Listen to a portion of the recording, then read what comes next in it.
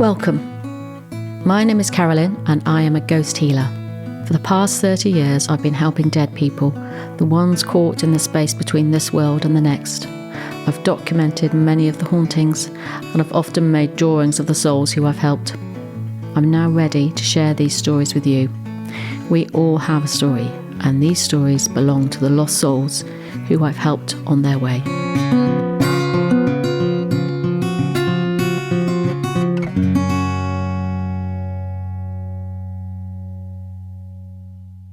Today, I'd like to tell you a story about a ghost haunting a large country house in Perthshire in Scotland. Now, going into the front door of the house, I could hear men arguing, but it took me a while to find out a place that I could feel close to these noises. So the ground floor didn't feel like it was quite there, and then we'd go down into the basement. I've been shown a little scene and I don't know why. One of them's a big guy. So I think maybe one of them's younger. The big guy I think is older.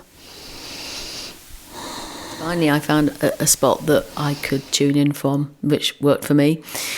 And I was getting the image of this story, and I could getting closer to the arguing and the ranting, and I could see this guy, and he was huge. I mean, he made me feel really tiny, and not just tall but muscle, really big, bulky, stocky guy, but particularly on his left side. So I felt like there was a manual labour build up of muscle on his shoulders and his arm. He was particularly strong on this side, and I could see him like pointing and ranting at this other guy, very left-handed, incidentally, and the pointing and the ranting, and he was spiraling what he was saying, going on and on and on, a real rant.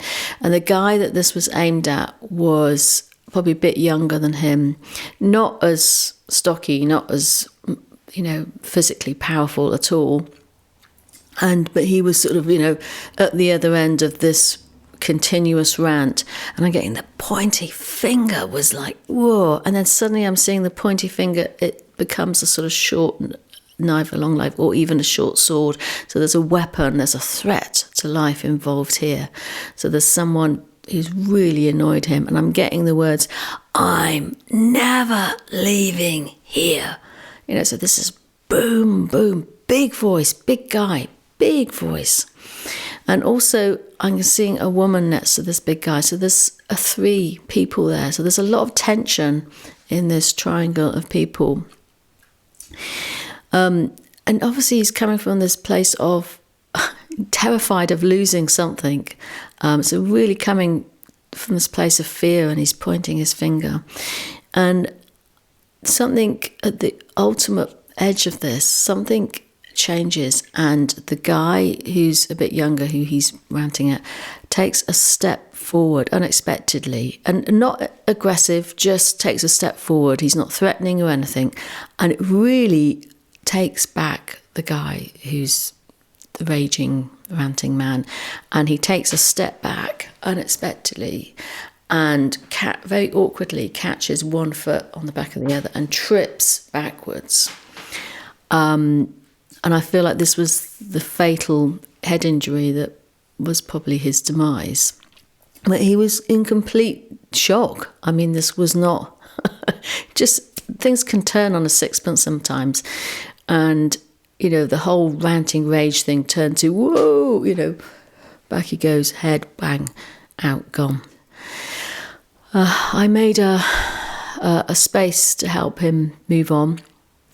And so hopefully would make that area of the house feel much clearer for whoever comes to live there next. Anyway, thanks for listening.